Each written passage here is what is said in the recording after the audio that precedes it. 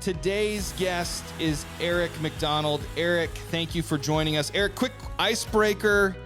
If you could change one rule in soccer, what would it be and why? Ooh, Brandon, excited to be on today. Great question. I think it would have to be, and you might have heard this already, let's just kill the throw-ins. Everything's a direct kick from the outside. Ooh. Yeah, you can mix it up a little bit, but actually I'd say indirect kick from the outside there. Yeah. But no, I think it would make it a little bit interesting. You know, I think that is interesting. I have not heard this one yet. Now, at some of the younger levels, in like 4v4, a lot of the times they do kick-ins, and maybe like their last, season of doing that, you start integrating throw-ins. And so we've seen all of that. And so, that's a very spicy take. And I think that could change. Yeah, it would change a lot. And you say indirect, yeah? Indirect, yeah. I mean, you've already got all the set piece specialist coaches out there. I think it would give them just another opportunity to jump on board and really find another way to score goals. And I think it would get the kids more engaged to kind of at all ages. I think you'd really have some nice specialists that come out of that in terms of free finding their role. Yeah. Wide takers. Yeah. I think there would be a whole nother role built out of it. So yeah, I think it would change. I love that. I love that. And we want to say thank you to our affiliate partner, Coursera, expert-led courses, job-ready certificates, 10,000 plus ways to grow. Get a year of unlimited access, 25% off today. Build in-demand skills, discover new career paths, and earn multiple job-ready certificates through expert-led instructions from leaders at Google, IBM, and more. Also jump in and see what they have going on relative to football and football coaching. There's the courses Football, More Than a Game. There's a Sports Performance Analytics course. Foundations of Sports Analytics, Data Representation and Models in Sports. The Science of Training Young Athletes. And the National Academy of Sports Medicine Nutrition Essentials. All have wonderful, relevant courses to what we're doing in the global game of football. So check out Coursera, 25% off, Coursera annual membership. You can catch the link in the show notes. Eric, talk to us. How'd you first get involved with soccer? And we're going to kind of unfold your soccer journey a little bit and now into your coaching era, if you will. But yeah, how did you first get exposed to the game? Yeah, so I was very, very fortunate to have been growing up in the Washington, D.C. area. I started at 4 years old, and luckily was kind of put in a world, I would say, with great coaching. I'd say also community too, that knew the game, but also to such an international community that's in the DC area and specifically Northern Virginia where I grew up. I had a lot of great just opportunities to play at good levels early on, but then too, I also grew up in the end of that early 90s, kind of early 2000 era of technology. The game was on every single weekend. We had, Gold TV, the Fox Soccer channel, so I'd be coming home after my U6 games with friends watching Manchester United or Barcelona versus Madrid. And those weekends, I mean, from an early age was what I lived for. I was just so into the game from not only just playing it, but the culture of it all. I mean, I was reading books at 5 and 6 of players and their stories. I was, when YouTube came around in the early thousands, I had a new favorite player every week.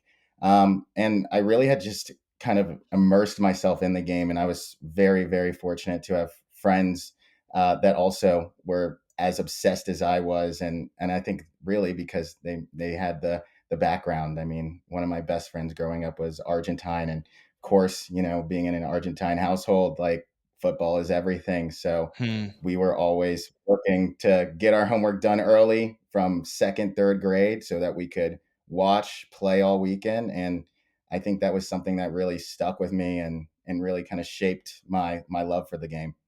I love that. That's so good. Eric, and I think that's what's so unique on these episodes is based on where someone grew up in the States. We've been talking to a lot of people that grew up in the US recently, and how, the culture of the game in different parts of America were so unique at different eras and different times. Talked recently with a coach who grew up in the Chicagoland area, downtown Chicago, and grew up playing under a Ukrainian coach and like Ukrainian level type pro level soccers and being around that and how that shaped him, not just from his playing style, but also just culturally, right? Like just who he is, how he was raised in and around the game. For me, grew up around a large community where there was a lot of people from Honduras, a lot of people from Mexico. And so there's just that flavor and style of play. And it's fun to see how people get shaped by all of that. Eric, Yeah. what's been one of your favorite memories from your playing or your coaching days? I know you're into the coaching side now, have been at it for a while in that, but what's been some of your favorite memories from either your playing or coaching days already?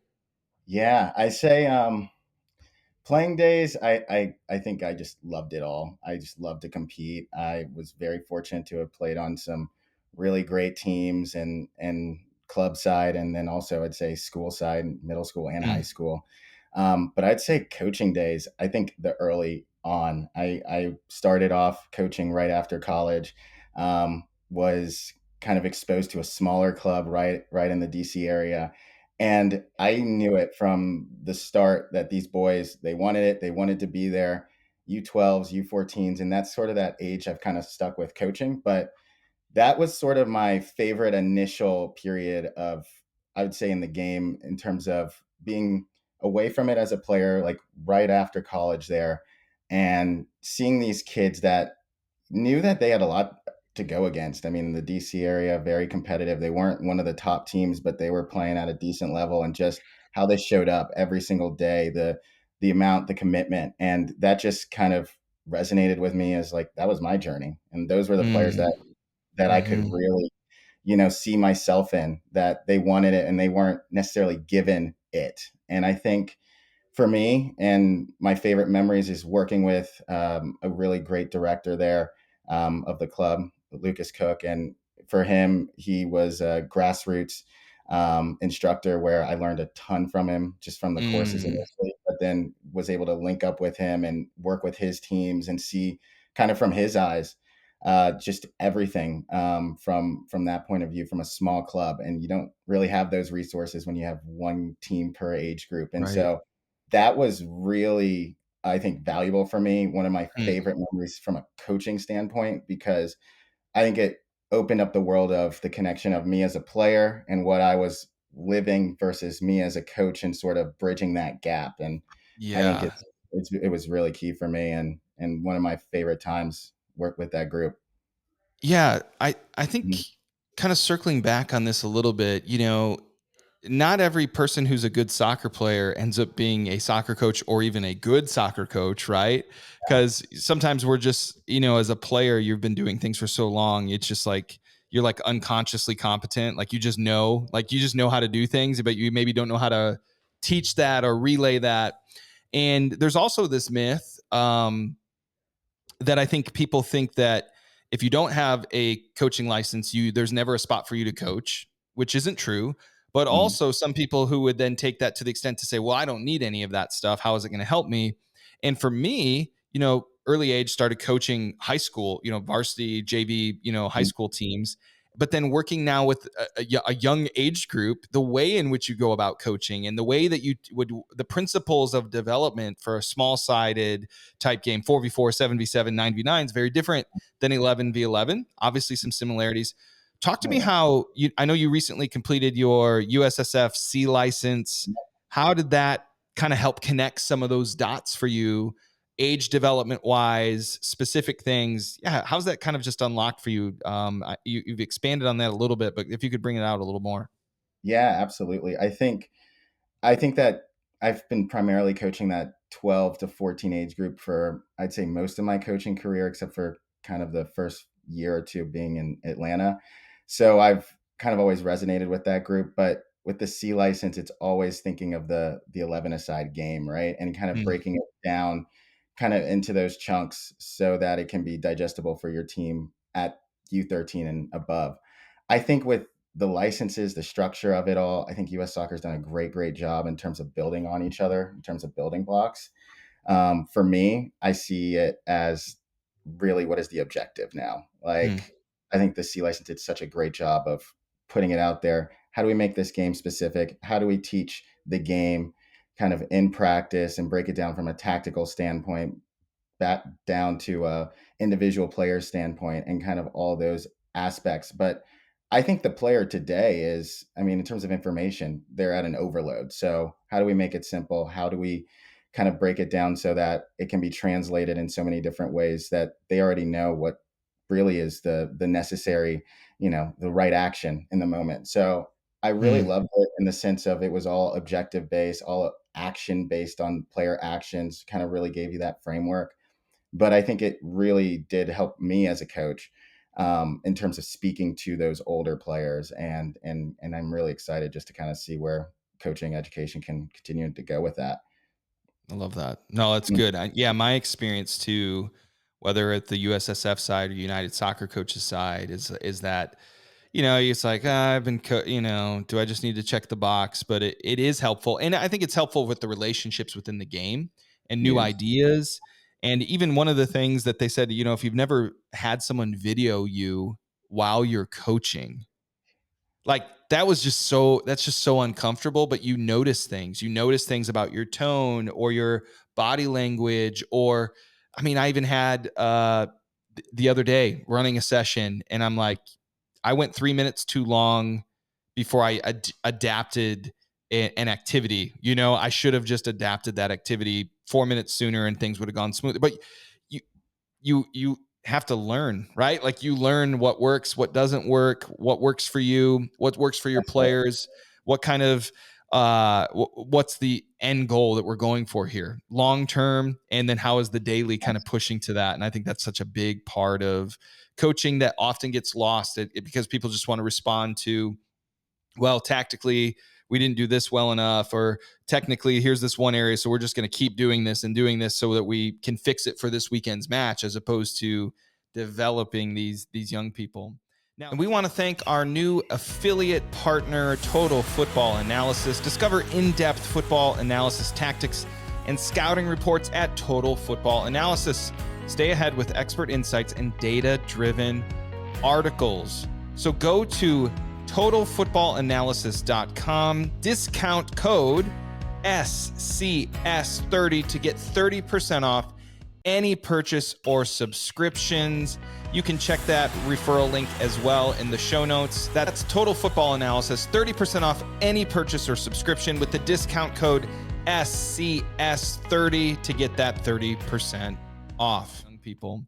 Now, speaking of development and influence, who were some of your biggest influences in the game growing up over the years?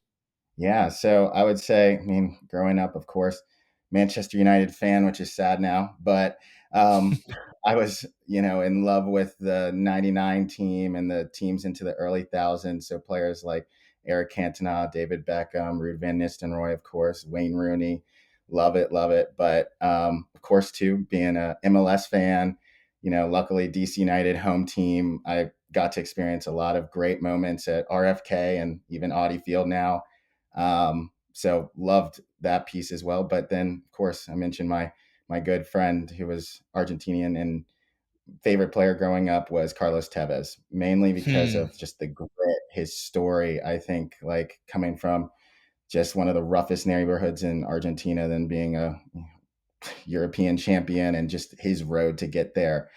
And Hmm. it wasn't glamorous at all times in terms of the style of play. It wasn't the, Hmm. the pretty free kicks like David Beckham, or, runs with the ball like Ronaldo, but it was just that grittiness. And I think that was always the player I strive to be, kind of no Hmm. matter what. I wanted to be strong as nails, tough, like resilient, and just kind of break down any of those defenses, kind of any which way.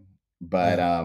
for me as a coach, I those are the players that I'm always trying to develop. I'm trying to Hmm. build resilience. I'm trying to make sure that they are not only just one, kind of creative in the sense of there's always another solution, but then two, like we don't give up. You got 90 minutes. Like if Yeah. one doesn't work, we Yeah. go again and again and Yeah. again. Yeah. So I would say those were probably my Hmm. biggest influences. I was also such a nerd too. So I think different eras of my of growing up, I had probably different, I'd say, obsessions. I think in high school, I got really obsessed with Kaká and some of the older AC Milan teams, and going into the history books too with Carlo Ancelotti. So I had a really, really neat, I'd say, influence Mm. world when it comes to football. Yeah. I kind of caught it from everywhere and grabbed those influences and ran with them. Yeah. Yeah. And I think those are things, I wish at times I could have like gotten all the playbooks from all these coaches that I played under. But then there's those things, and I think that's why, for me, having young players learn how to coach at a young age, the kids that are younger than them, and to reemphasize, and it really does help you to embody and learn, what you've done as a player and put it into practice as a coach.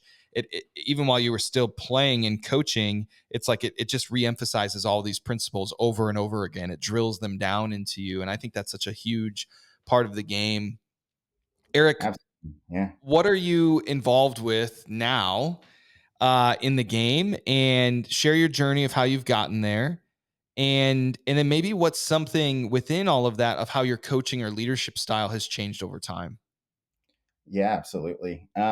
So right now I'm coaching at Inter Atlanta, U14 Girls, and I am a part-time coach, so full-time. Do have a day job working Mm-hmm. in tech sales, but um, I would say with the Inter Atlanta piece, I was very, very fortunate when I moved down here. My wife now, for her job, I was able to kind of get plugged into a really great club. Inter Atlanta has just absolutely exploded since I've been here in terms of Mm-hmm.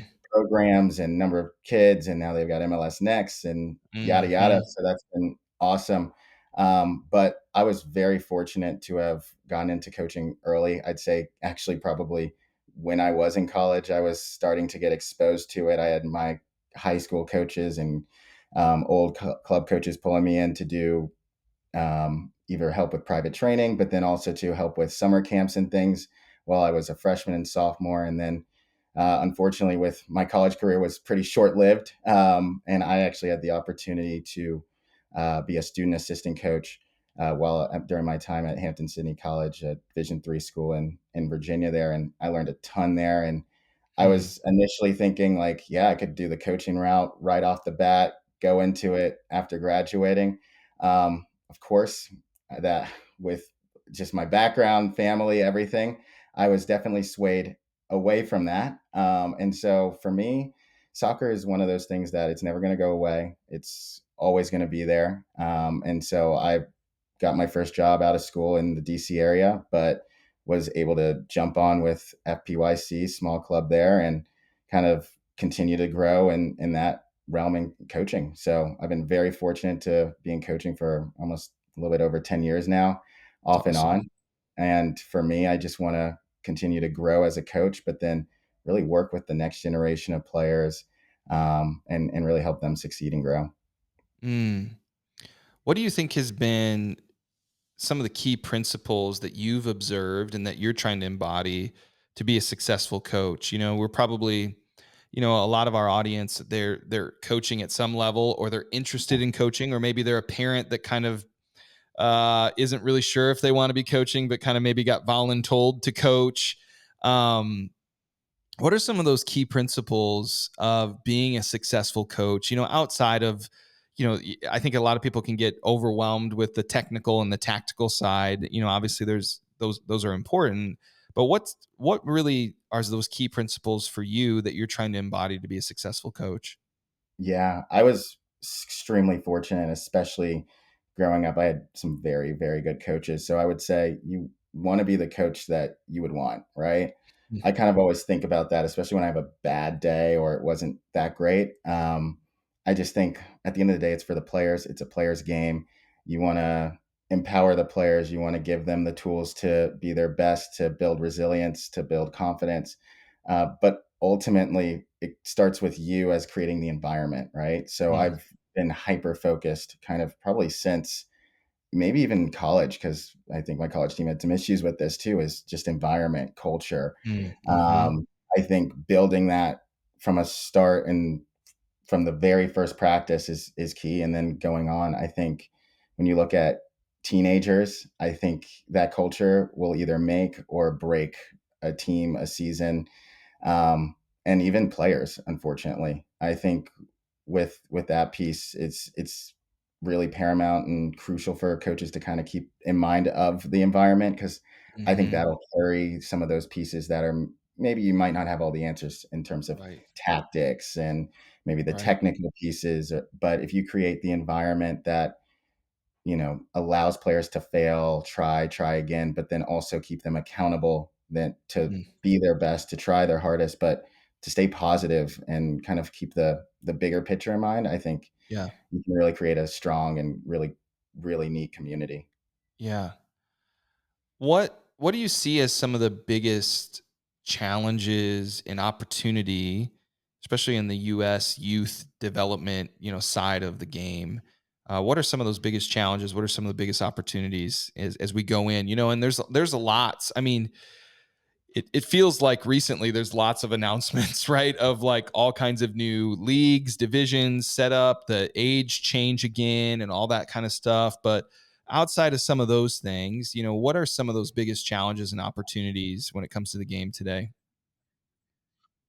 I think some of what you just mentioned, it's kind of getting lost in the noise a little bit of the acronyms, what league you're playing in, the level, right? I think a lot of players get discouraged when they reach actually the 11v11 game, because a lot of the things that they were told, either they were really good or they weren't, or things are changing. It does kind of happen pretty quickly. I would Mm. say the biggest thing though that's happening quickly is the options. I think as someone who was fortunate to be super into soccer and have that world readily available, I also had plenty of other distractions in terms of other sports. I mean, in Mhm. Georgia, for the girls here, it's softball. You got volleyball's big. I mean, in the DC area, you got lacrosse, basketball is always huge.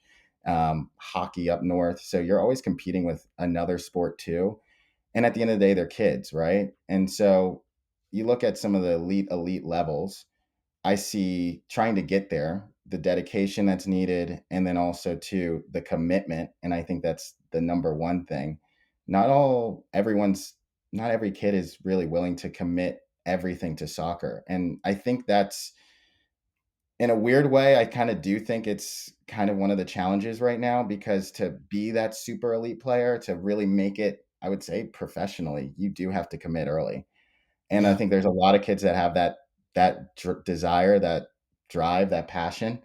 But I mean, the options, I mean, hey, they can now do a little bit more, right? And then not Right. only in terms of sports, but think about, music or anything like that. So I think about some of my good friends growing up. I think about some of the kids I've coached, especially the last 5 years or so, who have left the game, where I was like, God, they were so talented.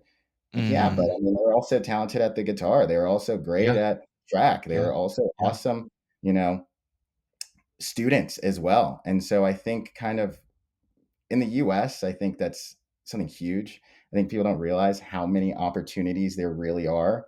And ultimately they can be just a distraction for the hyper elite, the super competitive player. Yeah. And Yeah. ultimately they got to make a decision, and really the parents have to help them make that decision too. So Yeah. tough. Yeah. It's the tension is really like there is this thought pattern sometimes where people are like, well, if my kid's not going to get a scholarship, why are we even doing this? It's like, well, like there's so much benefit to youth sports and being a part of a team and staying with something and having a sandbox of learning to improve over the years. Because spoiler alert, like most kids aren't going to play in college or professionally, right?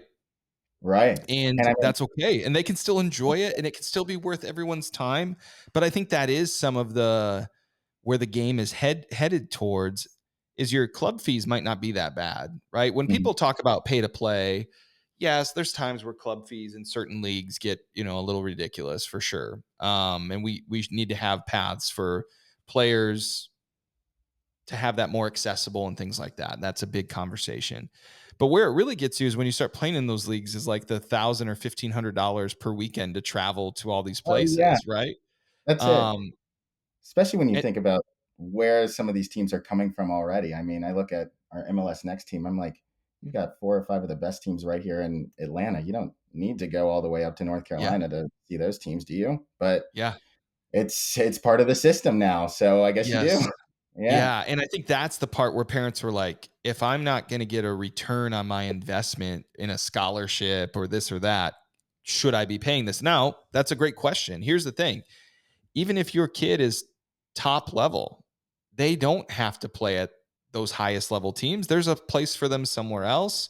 But I understand like the trap that often comes with it, of feeling the pressure and all of these things. And if a kid wants to be great, they will find a way to be great. They will Yeah. find a way. Now, do we need to have the paths easier for them to access to be on the right teams and training environment?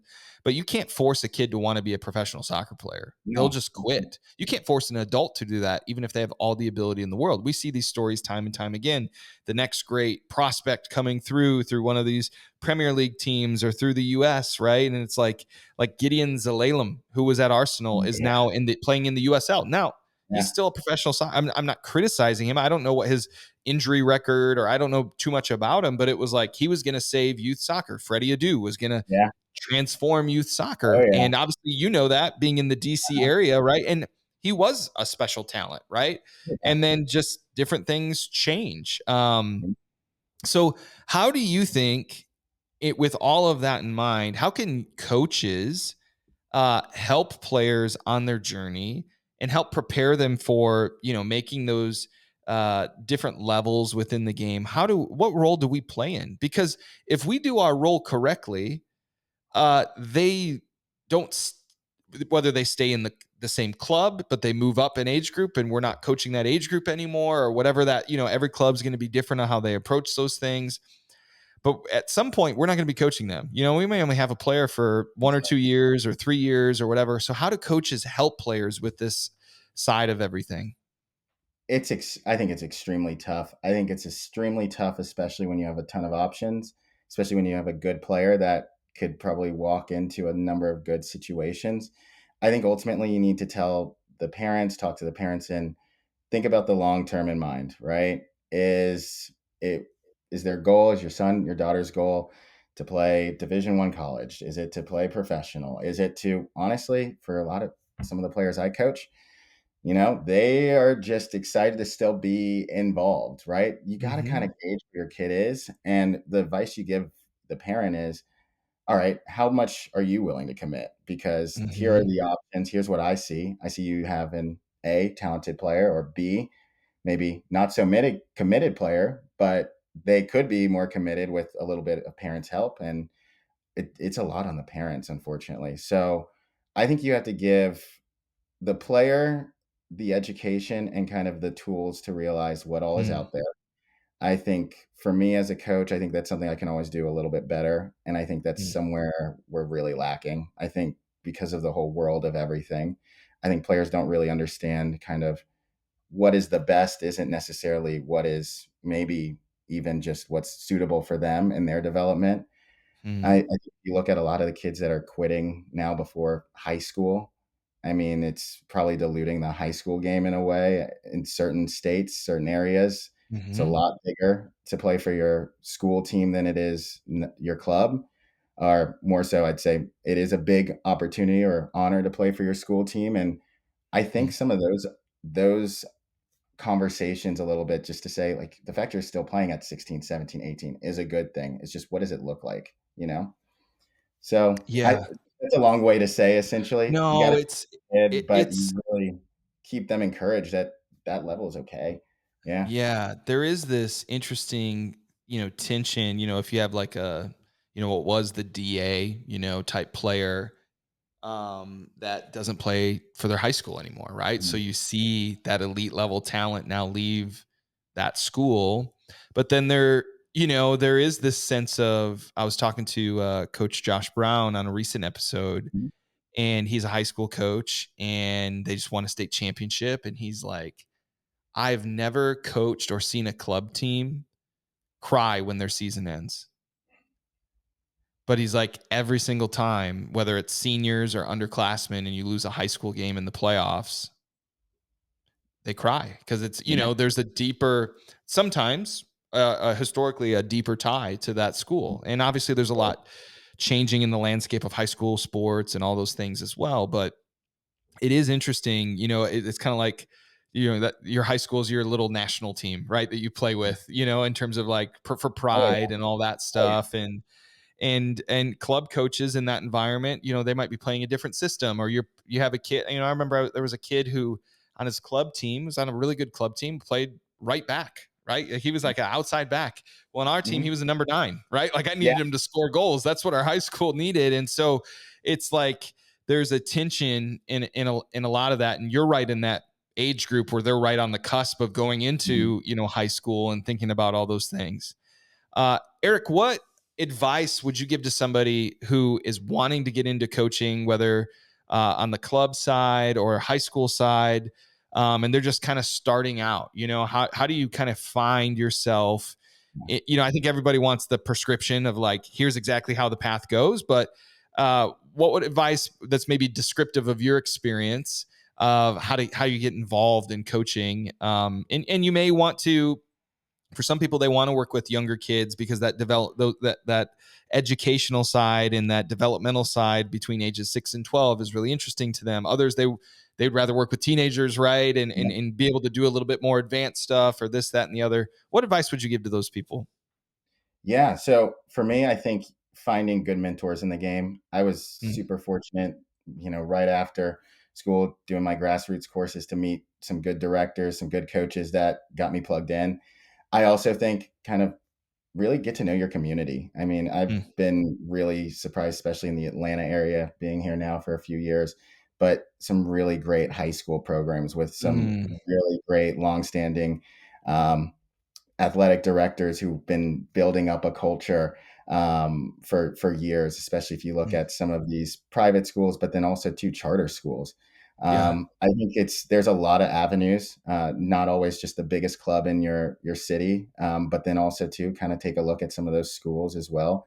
And there's always great leaders to learn from. So I Mm, definitely think take advantage of what the coaching courses, of course, but then find those that have been in the game for a while, yeah. that knows the landscape, but then knows how to develop people, individuals, but then also used to working in that environment with those parents as well, because you'll see they operate differently. They think about, I would say, especially when I think about some of the great directors I work with, even at Inter Atlanta, they're thinking of the whole club in mind, kind of always. And I think it gives Mm, you just that perspective that what you're doing is a lot bigger than just your team, even if you mm, are the one small team in your age group, or even, if you're coaching the middle school girls team, it's all part of a bigger process. And I yeah. think kind of getting involved in that piece, being a part of that, and understanding kind of the journey from some of those older heads, I think it's been so good for my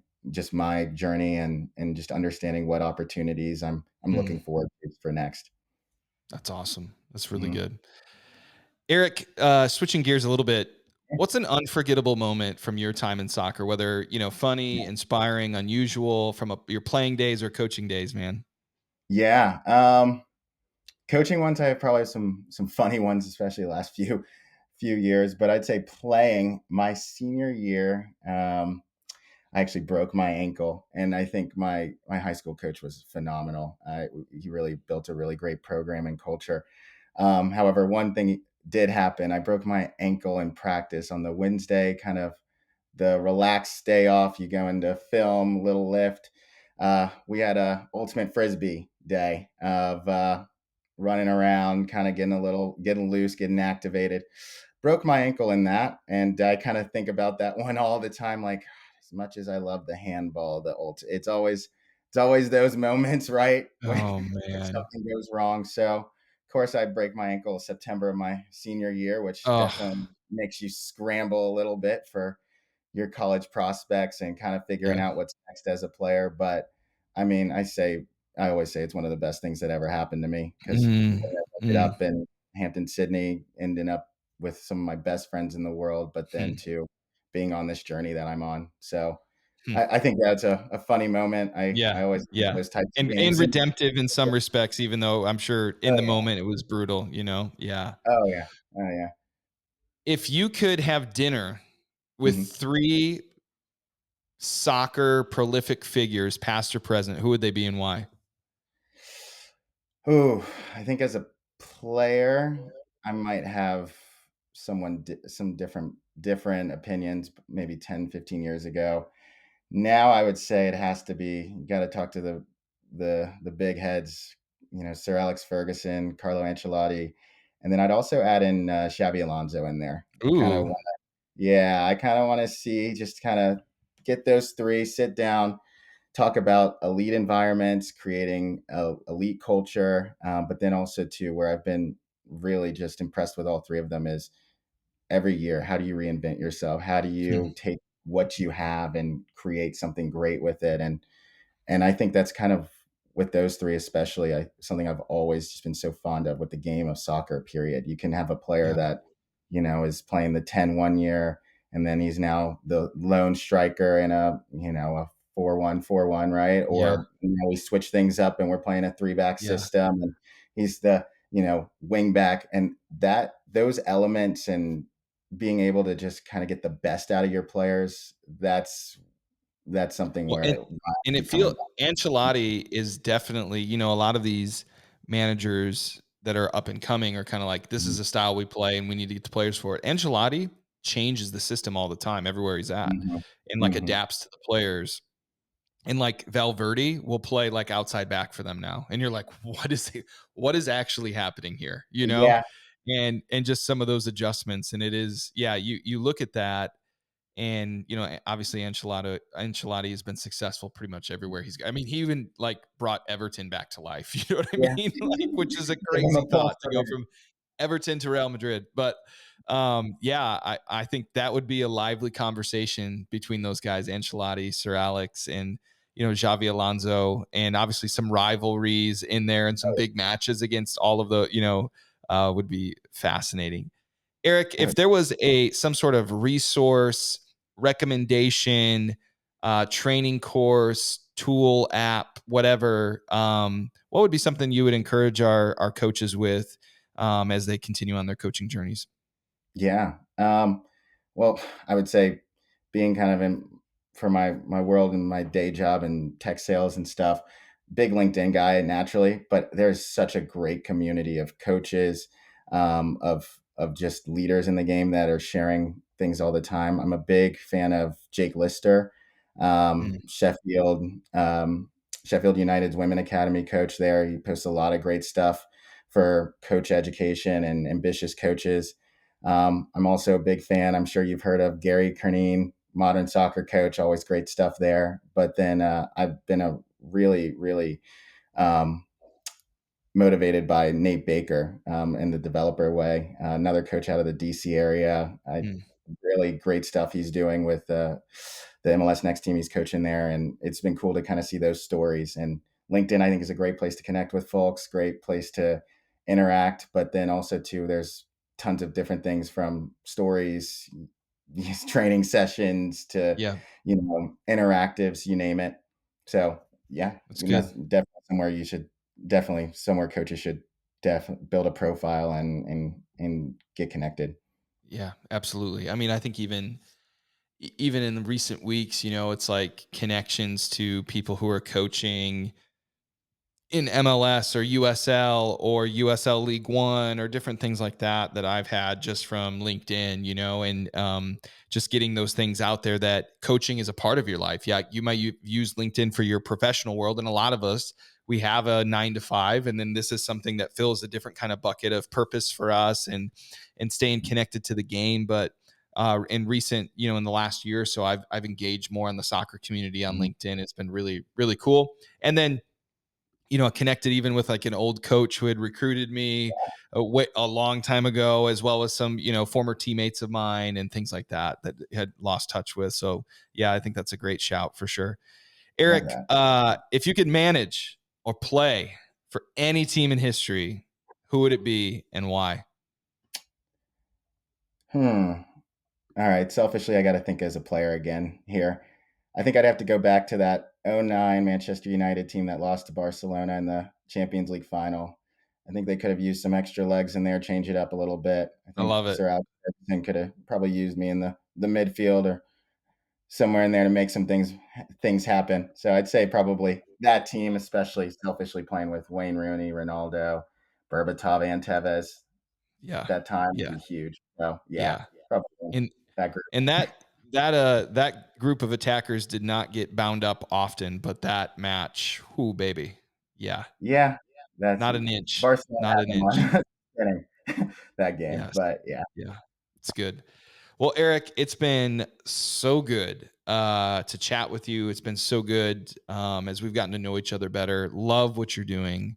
And I think it's such a relatable story of someone who, maybe their playing career didn't go all the ways they wanted it to with being, injured and things like that. But then that being a bridge into, this coaching passion that you have and of how this can fit, that you can still have a life and still Mhm. have a career and be connected into the game and pay it forward like so many great coaches that we had over the years invested in us, and to be able to provide that bridge, stay connected in the game, shape the future of US soccer. I think it's just amazing. And so I really resonate a lot with your story. I loved having you on. And we want to say thank you to all of our listeners for listening to this episode of Touchline Talk by Soccerspective. Would you drop us a like and subscribe? It helps us to get the word out and helps us to serve more coaches or more people that are looking to get involved with the game behind the scenes. So, Eric, thanks again. And thank you all for tuning in. We'll see you next time.